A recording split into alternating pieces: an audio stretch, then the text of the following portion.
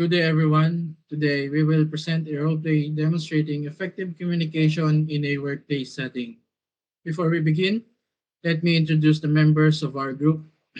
I am Ferrer Juan Rene, your narrator, and we have Rodelas Lorian as our team leader, De La Cruz Ivan as our client, Semeniano Jake, Aseñero Aleya, Katunggal Joven as our members, and last but not the least, Distor Cassandra as our project manager. We will now present a scenario about a team addressing a missed deadline and how effective communication helps resolve the issue. Good morning, everyone, and thank you for joining this urgent meeting. So, we're here to discuss the delay in our project for Mr. De La Cruz and how we can move forward. So we are expecting the report yesterday.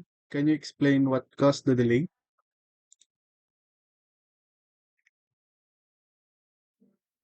I sincerely apologize.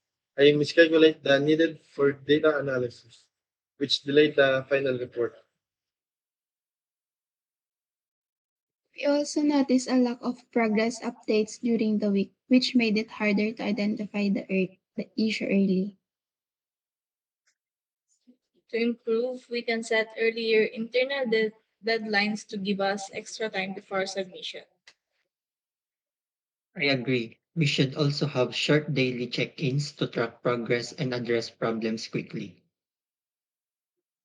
So, thank you, everyone, for your suggestions. So, Mr. De La Cruz, here's our plan. First, we will implement or submit the completed report by tomorrow at 3 p.m. and then we'll implement daily updates moving forward.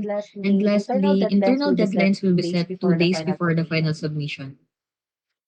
So thank you, Mr. Delas, for the clear plan. I appreciate your honesty and quick action.